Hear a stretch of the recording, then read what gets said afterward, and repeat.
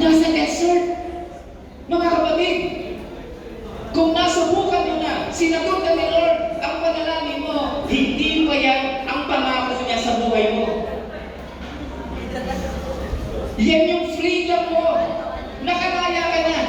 Pero, bago ka makarating dun sa kanyang pangako na magandang buhay, dadaan ka sa desert.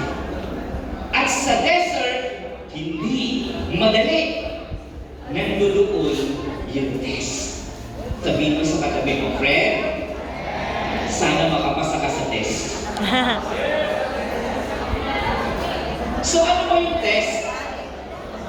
Gusto ko lang makita sino sa inyo dito ang mga single. Taas nga kamay, single.